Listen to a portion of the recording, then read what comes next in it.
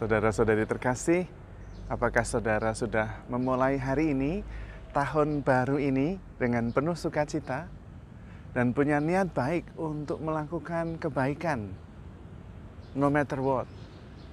Semoga Tuhan memberkati niat baik saudara. Hari ini adalah awal tahun baru dan banyak orang ingin membuat resolusi, membuat perubahan, terutama berubah dari yang negatif menjadi positif, berubah dari yang kurang baik dan kemudian menjadi baik. Karena itu ada banyak ucapan best wishes supaya tahun baru yang sedang kita jalani ini sungguh-sungguh penuh rahmat, penuh berkat, dan penuh sukacita. Wajar. Dan memang kita sebagai manusia ini luar biasa. Kita itu mempunyai kebebasan yang tak terbatas. Apalagi ini tahun baru.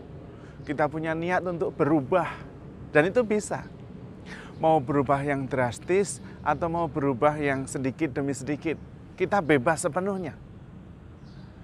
Dan banyak contoh yang pernah terjadi di dalam hidup kita, di dalam hidup saudara-saudari kita. Buddha sendiri, Siddhartha Gautama. Dia menjadi pangeran, tinggal di sebuah kerajaan dengan segala kemewahannya, tiba-tiba meninggalkan semuanya itu dan kemudian bertapa, bermeditasi di hutan. Perubahan drastis. Paulus dari penganiaya jemaat menjadi pewarta tentang Yesus. Perubahan drastis. Dan kita bisa. Tetapi kenapa sesudah merayakan tahun baru punya niat untuk berubah dan tidak terjadi perubahan apa-apa? Karena perubahan dan kebahagiaan itu adalah buah dari keberanian. Dan sebetulnya kita memang teorinya itu kita bebas.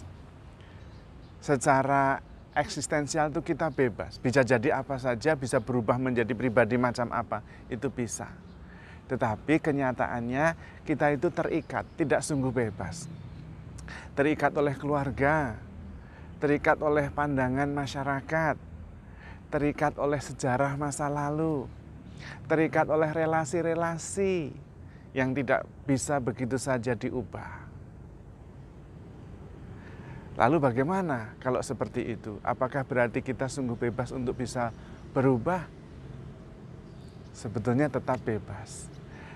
Mungkin yang berubah pertama-tama bukan orang lain, bukan sesuatu yang di luar kita, tetapi sesuatu yang ada di pikiran kita, sesuatu yang ada di dalam hati kita, sesuatu yang ada di dalam kesadaran dan perasaan kita.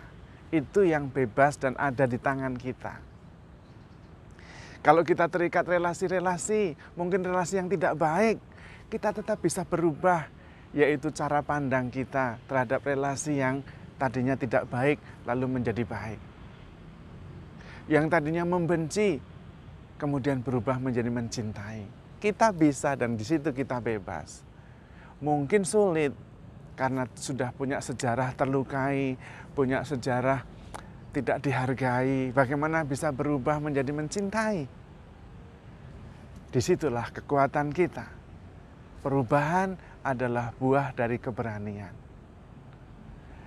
Tetapi yang berikutnya kenapa seringkali kita tidak berubah dan mengalami sama saja? Karena seringkali kita keliru pandangan kita tentang berubah. Yaitu yang berubah di sekitar kita bukan dalam pikiran dan perasaan kita. Karena itu saya senang sekali ketika ada seorang sahabat yang mengucapkan selamat tahun baru. Semoga kita ditemani oleh Tuhan dalam jalan salib kita. Dan saya tertegun. Langsung saya merenung dan refleksi. Benar, meskipun ini tahun baru, meskipun bisa berubah, tetapi kita sebagai murid Kristus tetap akan menempuh jalan salib. Tidak ada jalan lain. Tetap akan menempuh jalan derita. Karena itu, harapan-harapan yang dikirim kepada saya yang tidak seperti itu, tetapi mengharapkan bahwa tahun baru ini nanti akan penuh dengan berkat, penuh dengan sukacita, dihindarkan dari segala macam kemalangan, Dan derita nampaknya itu yang justru tidak realistis dan membuat kita tetap mengalami tidak berubah, sama saja. Tahun lalu begini, tahun 2020 itu penuh dengan pandemi, ancaman dan sebagainya. Tahun 2021 berharap bahwa tidak ada lagi pandemi, tidak ada lagi penderitaan, tidak ada lagi salib. Menurut saya kok malah itu yang tidak realistis. Murid Kristus tetap harus menjalani jalan salib. Mungkin pandeminya sudah tidak ada, tapi ada salib yang lain. Menurut saya justru ucapan harapan bahwa tahun ini, tahun baru ini 2021 bisa menjalani jalan salib bersama dengan Tuhan Sang Immanuel, itu jauh lebih inspiratif untuk saya. Bedanya apa sih? Kenapa tidak mengharapkan saja bahwa tahun yang baru 2021 ini tanpa derita, tanpa pandemi, tanpa tantangan dan sebagainya, selalu bahagia dan penuh sukacita? Kenapa tidak begitu saja? Menurut saya, karena memang tidak bisa. Pertama, kita tetap harus melalui jalan salib. Kenapa tidak jalan yang bukan salib saja? Tidak bisa. Hidup kita selalu ada salib, selalu ada derita. Lalu apa bedanya kalau menjalani jalan salib ini bersama Yesus dan tidak? Nah, di situ persis bedanya. Jalan salib kalau ditempuh bersama dengan Yesus, itu menjadi jalan keselamatan. Menyelamatkan saya sendiri, keluarga saya, relasi-relasi saya, dan orang lain. Karena itu adalah jalan cinta yang diwujudkan dalam jalan korban. Tetapi kalau tidak bersama dengan Yesus, menjalani jalan salib itu menjadi penuh keluhan, menjadi melulu derita, kesia-siaan, dan membuat kita tidak bahagia. Nah, justru di situ. Maka yang diubah adalah perspektif, cara pandang kita. Dan juga sikap kita terhadapnya, terhadap derita, terhadap hidup ini. Kita harus menghayati hidup ini dengan penuh syukur dan sukacita, baik yang positif maupun yang negatif. Yang negatif itu bisa membuat kita kuat, bisa membuat kita tangguh, dan bisa menjadi wujud cinta kita kepada sesama. Kalau kita hayati sebagai korban, bersama Tuhan tentu. Kita bisa mengubah perspektif juga bahwa tahun yang baru ini kita akan melaluinya bersama Yesus. Tuhan yang menyertai kita, Sang Immanuel. Maka kita pasti akan kuat dan bahkan kita bisa menjadi inspirasi. Yang penting bukan mengalasi dunia ini dengan selimut, dengan karpet supaya tidak ada duri yang menginjak, yang kita injak melukai kaki kita. Bukan itu. Bukan menyingkirkan halangan dan derita.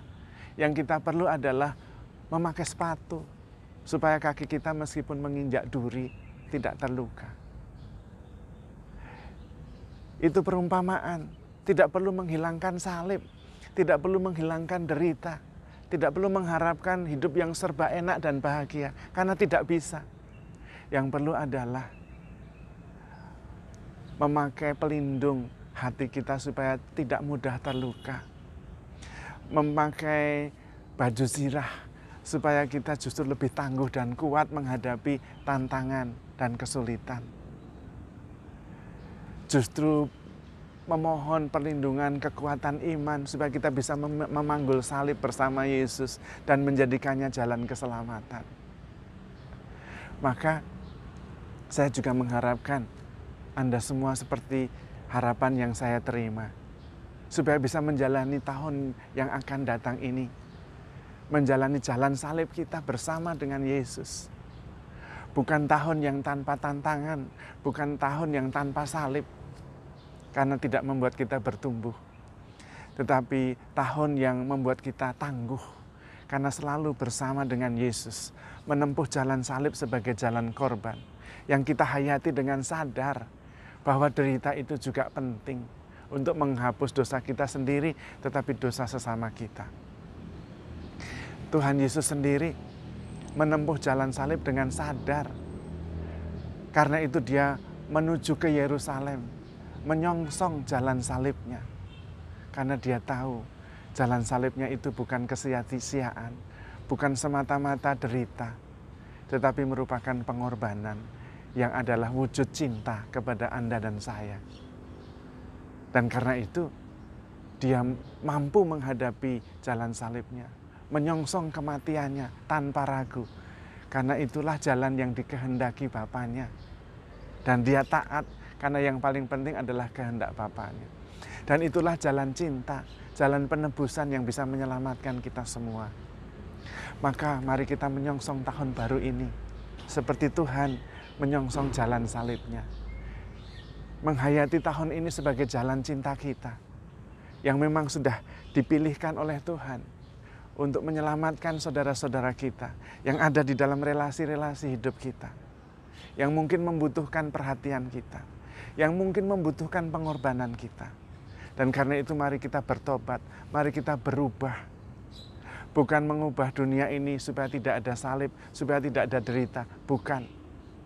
Tapi mengubah hati kita, mengubah pikiran kita, mengubah iman kita, supaya lebih kuat, lebih kokoh, lebih tangguh, dan penuh sukacita. Mendasarkan seluruh hidup kita dengan cinta kasih. Dan tidak mudah menyerah terhadap tantangan. Karena Tuhan bersama kita. Karena Tuhan sudah memberi contoh lebih dahulu. Dia berkorban untuk kita, supaya kita semua diselamatkan. Ini adalah tahun baru. Dan kita bisa berubah, mempunyai kekuatan secara eksistensial, tetapi juga mempunyai kekuatan karena iman akan Tuhan.